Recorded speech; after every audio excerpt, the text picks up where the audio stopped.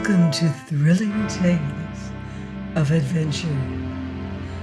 I'm Mardell, reading Captain Blood by Raphael Sabatini. Chapter 24, War. 5 miles out at sea from Port Royal, whence the details of the coast of Jamaica were losing their sharpness, the Arabella hove to, and the sloop she had been towing was warped alongside. Captain Blood escorted his compulsory guest to the head of the ladder. Colonel Bishop, who for 2 hours and more had been in a state of mortal anxiety, breathed freely at last, and as the tide of his fears receded, so that of his deep-rooted hate of this audacious buccaneer resumed its normal flow.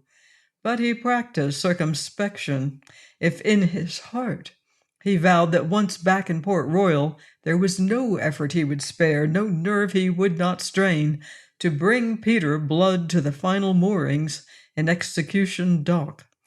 At least he kept that vow strictly to himself.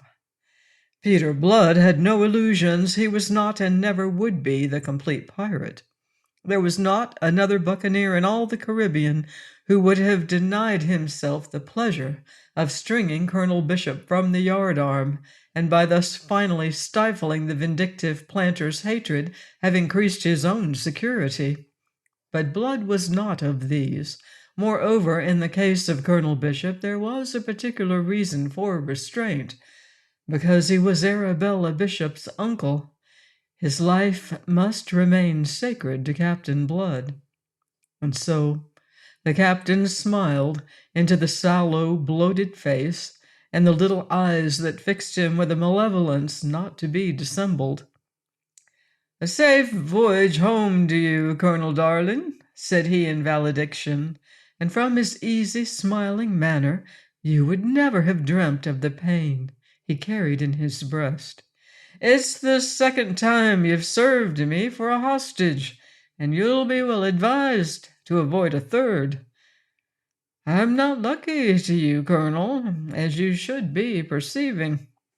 Jeremy Pitt, the master, lounging at Blood's elbow, looked darkly upon the departure of the deputy governor. Behind them a little mob of grim, stalwart, sun-tanned buccaneers were restrained from cracking Bishop like a flea, only by their submission to the dominant will of their leader. They had learnt from Pitt, while yet in Port Royal, of their captain's danger, and whilst as ready as he to throw over the king's service which had been thrust upon them, yet they resented the manner in which this had been rendered necessary, and they marvelled now at Blood's restraint where Bishop was concerned. The deputy governor looked round and met the lowering, hostile glances of those fierce eyes. Instinct warned him that his life at that moment was held precariously, that an injudicious word might precipitate an explosion of hatred from which no human power could save him. Therefore he said nothing. He inclined his head in silence to the captain and went blundering and stumbling in his haste down that ladder to the sloop and its waiting Negro crew. They pushed off the craft from the red hull of the Arabella, bent to their sweeps, then hoisting sail, headed back for Port Royal, intent upon reaching it before darkness should come down upon them. And Bishop, the great bulk of him, huddled in the stern sheets, sat silent, his black brows knitted, his coarse lips pursed, malevolence and vindictiveness so overwhelming now his recent panic that he forgot his near escape of the yardarm and the running noose. On the mole at Port Royal, under the low embattled wall of the fort, Major Mallard and Lord Julian waited to receive him, and it was with infinite relief that they assisted him from the sloop. Major Mallard was disposed to be apologetic. "Glad to see you safe, sir," said he. "I'd have sunk Blood's ship in spite of your Excellency's being aboard but for your own orders by Lord Julian, and for his lordship's assurance that he had Blood's word for it that no harm should come to you, so that no harm came to him. I'll confess I thought it rash of his lordship to accept the word of a damned pirate." "I have found it as good as another's," said his lordship, cropping the major's too eager eloquence. He spoke with an unusual degree of that frosty dignity he could assume upon occasion. The fact is that his lordship was in an exceedingly bad humor. Having written jubilantly home to the Secretary of State that his mission had succeeded, he was now faced with the necessity of writing again to confess that this success had been ephemeral. And because Major Mallard's crisp mustachios were lifted by a sneer at the notion of a buccaneer's word being acceptable, he added still more sharply, "My justification is here in the person of Colonel Bishop safely returned. As against that, sir, your opinion does not weigh for very much. You should realize it." "Oh, as your lordship says." Major Mallard's manner was tinged with irony. "To be sure, here is the colonel safe and sound, and out yonder is Captain Blood, also safe and sound, to begin his piratical ravages all over again. I do not propose to discuss the reasons with you, Major Mallard. And anyway, it's not for long," growled the colonel, finding speech at last. "No, by—" He emphasized the assurance by an unprintable oath. "If I spend the last shilling of my fortune and the last ship of the Jamaica fleet, I'll have that rascal in a hempen necktie before I rest, and I'll not be long about it." He had empurpled in his angry vehemence, and the veins of his forehead stood out like whipcord. Then he checked. "You did well to follow Lord Julian's instructions," he commended the major. With that he turned from him and took his lordship by the arm. "Come, my lord, we must take order about this, you and I." They went off together, skirting the redoubt, and so through the courtyard and garden to the house where Arabella awaited anxiously. The sight of her uncle brought her infinite relief, not only on his own account, but on account also of Captain Blood. "You took a great risk, sir," she gravely told Lord Julian after the ordinary greetings had been exchanged. But Lord Julian answered her as he had answered Major Mallard. "There was no risk, ma'am." She looked at him in some astonishment. His long, aristocratic face wore a more melancholy, pensive air than usual. He answered the inquiry in her glance. "So that Blood's ship were allowed to pass the fort, no harm could come to Colonel Bishop. Blood pledged me his word for that." A faint smile broke the set of her lips, which hitherto had been wistful, and a little color tinged her cheeks. She would have pursued the subject, but the deputy governor's mood did not permit it. He sneered and snorted at the notion of Blood's word being good for anything, forgetting that he owed to it his own preservation at the moment.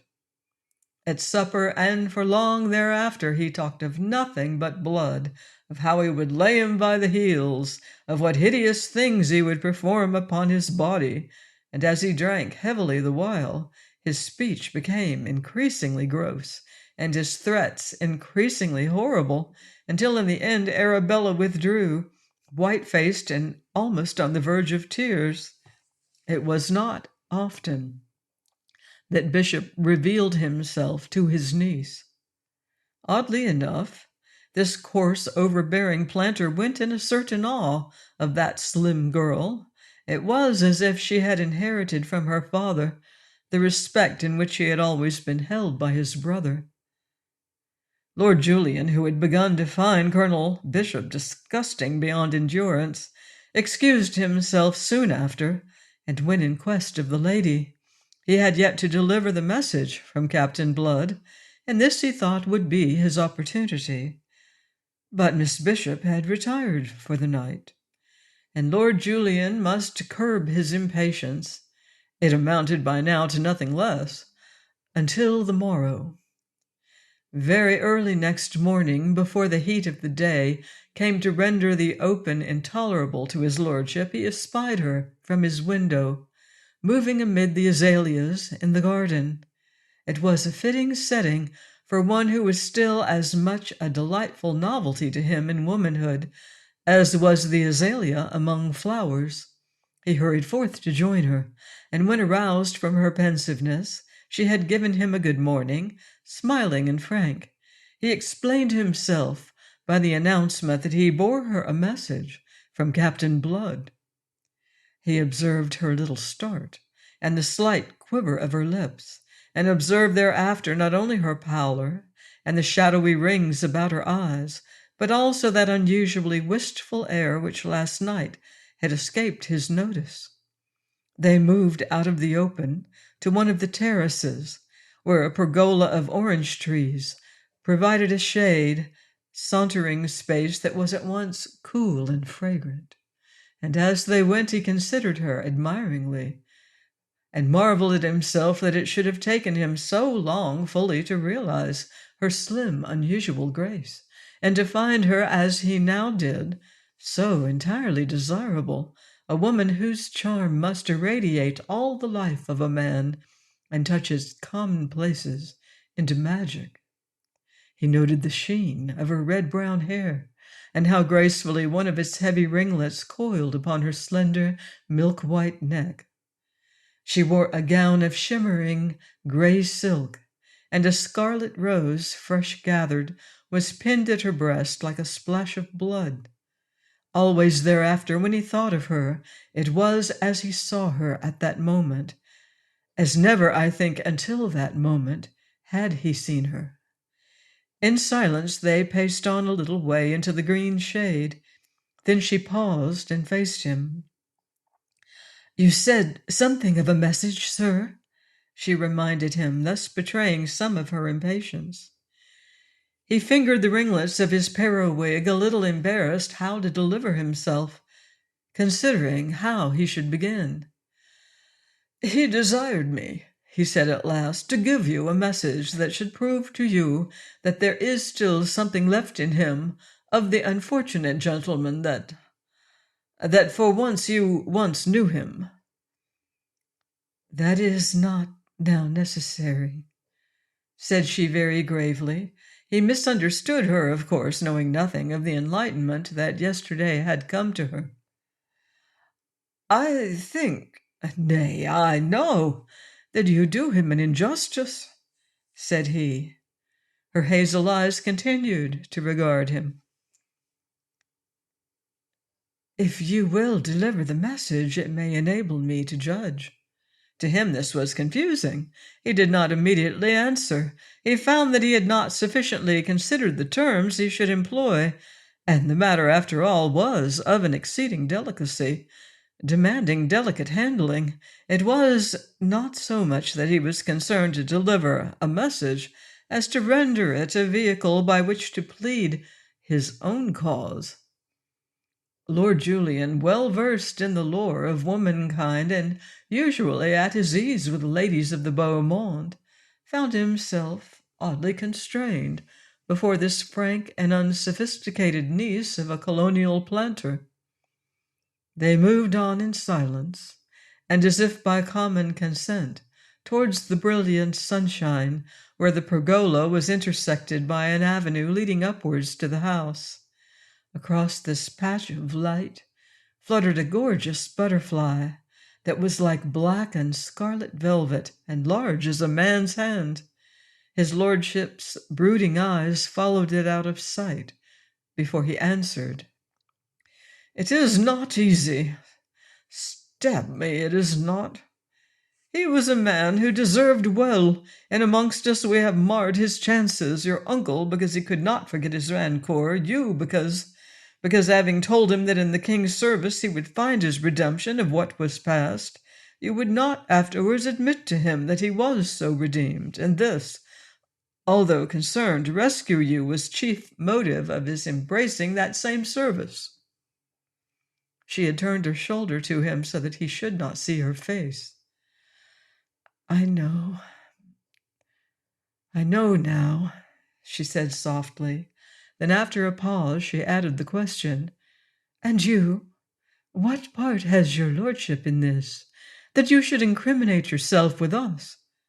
"My part?"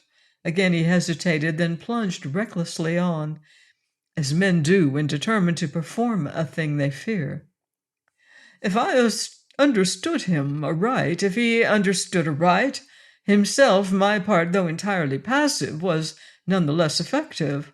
I implore you to observe that I but report his own words. I say nothing for myself." His lordship's unusual nervousness was steadily increasing. "He thought then, so he told me, that my presence here had contributed to his inability to redeem himself in your sight, and unless he were so redeemed, then was redemption nothing." She faced him fully, a frown of perplexity bringing her brows together above her troubled eyes. "He thought that you had contributed?" she echoed. It was clear she asked for enlightenment. He plunged on to afford it her, his glance a little scared, his cheeks flushing. "Aye, and he said so in terms which told me something that I hope above all things, and yet dare not believe, for God knows I am no coxcomb, Arabella. He said, but first let me tell you how I was placed. I had gone aboard his ship to demand the instant surrender of your uncle, whom he held captive. He laughed at me. Colonel Bishop should be a hostage for his safety. By rashly venturing aboard his ship, I afforded him in my own person yet another hostage, as valuable at least as Colonel Bishop. Yet he bade me depart, not from the fear of consequences, for he is above fear, nor from any personal esteem for me, whom he confessed that he had come to find detestable, and this for the very reason that made him concerned for my safety." "I do not understand," she said as he paused. "Is it not that a contradiction in itself?" "It seems so. Only the fact is, Arabella, this unfortunate man has the temerity to love you." She cried out at that, and clutched her breast, whose calm was suddenly disturbed. Her eyes dilated as she stared at him. "Ah, I have startled you," said he with concern. "I feared I should, but it was necessary so that you may understand." "Go on," she bade him. "Well, then, he saw in me one who made it impossible that he should win you. So he said. Therefore he could with satisfaction have killed me, but because my death might cause you pain, because your happiness was the thing that above all things he desired, he surrendered that part of his guarantee of safety which my person afforded him. If his departure should be hindered, and I should lose my life in what might follow, there was the risk that you might mourn me. That risk he would not take.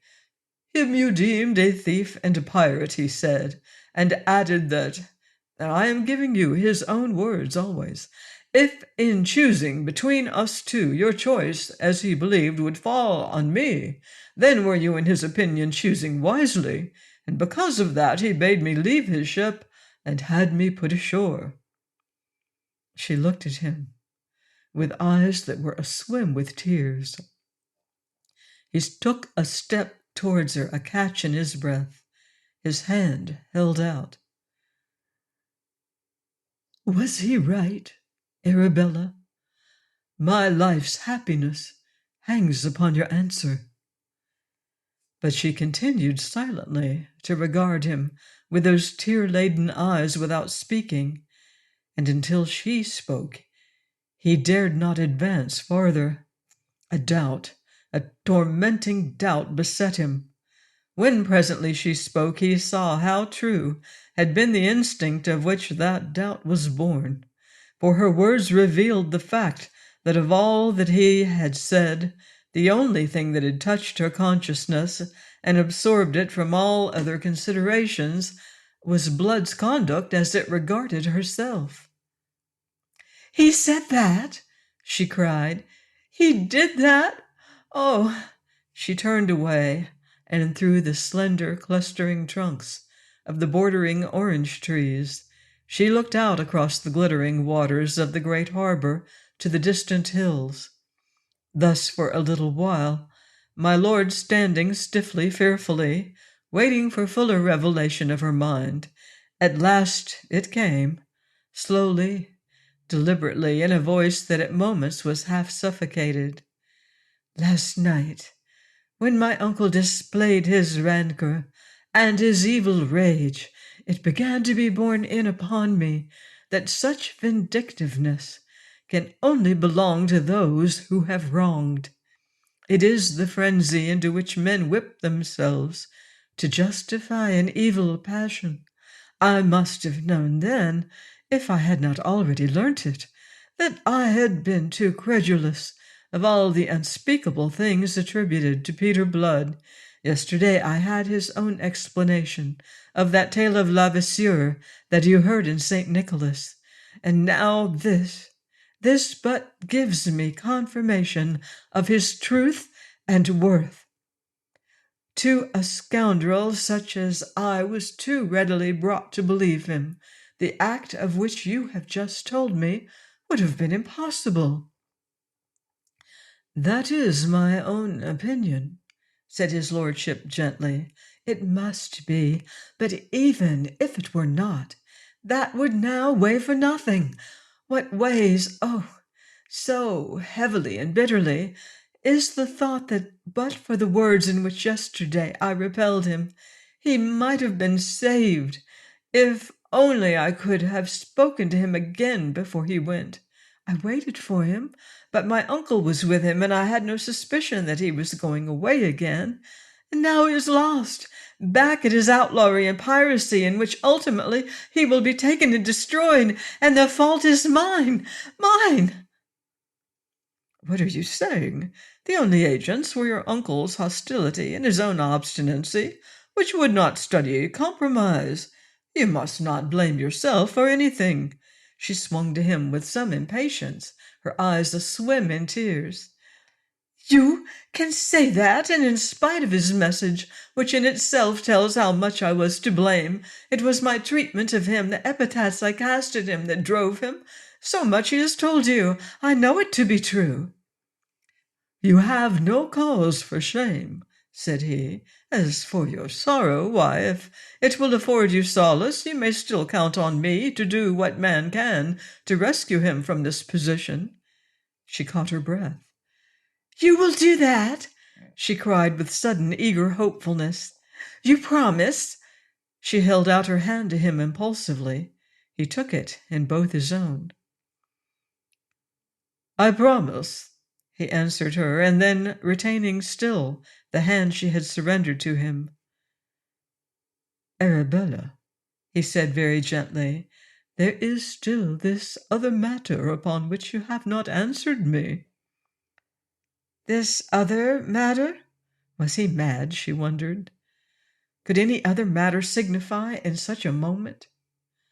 This matter that concerns myself and all my future, oh, so very closely. This thing that Blood believed, that prompted him, that you are not indifferent to me. He saw the fair face change color and grow troubled once more. Indifferent to you? Said she. Why, no. We have been good friends, and we shall continue so, I hope, my lord. Friends? Good friends? He was between dismay and bitterness. It is not your friendship only that I ask, Arabella. You heard what I said, what I reported. You will not say that Peter Blood was wrong. Gently she sought to disengage her hand, the trouble in her face increasing. A moment he resisted, then, realizing what he did, he set her free. Arabella, he cried on a note of sudden pain, I have friendship for you, my lord, but only friendship. His castle of hopes came clattering down about him, leaving him a little stunned. As he had said, he was no coxcomb, yet there was something that he did not understand. She confessed to friendship, and it was in his power to offer her a great position. one to which she, a colonial planter's niece, however wealthy, could never have aspired even in her dreams. And this she rejected, yet spoke of friendship. Peter Blood had been mistaken then. How far had he been mistaken? Had he been as mistaken in her feelings toward himself as he obviously was in her feelings towards his lordship in that case? His reflections broke short. To speculate was to wound himself in vain. He must know. Therefore he asked her with grim frankness, "Is it Peter Blood?" "Peter Blood?" she echoed. At first she did not understand the purport of his question. When understanding came, a flush suffused her face. "I do not know," she said, faltering a little.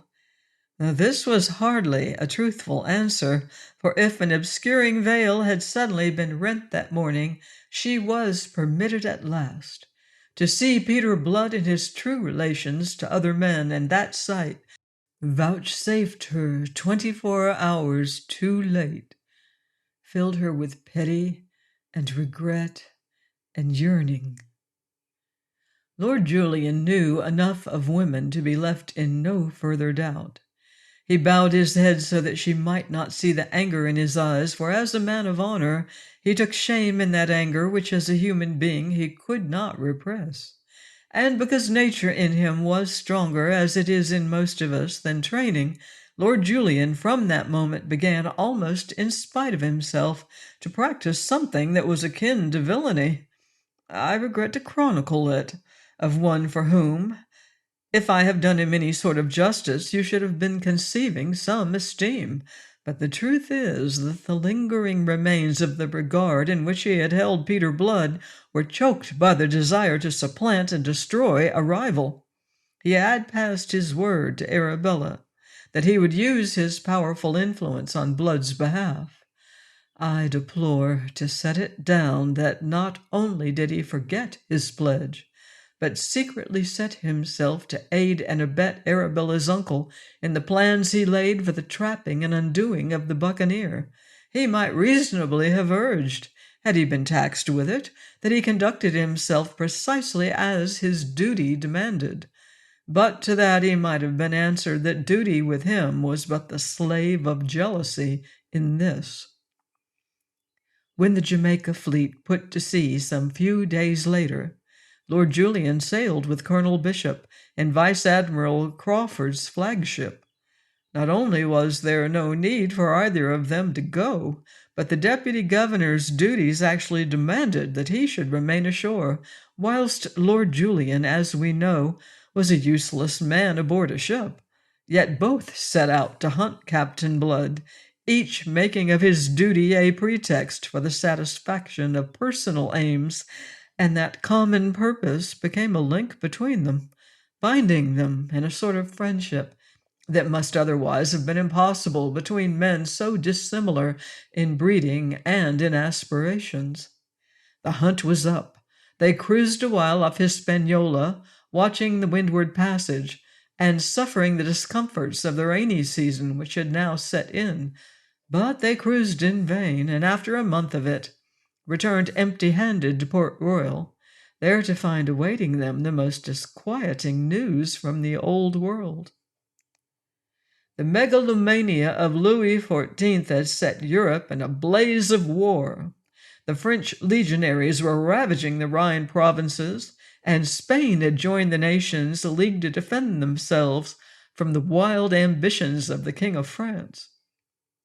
And there was worse than this. There were rumors of civil war in England, where the people had grown weary of the bigoted tyranny of King James.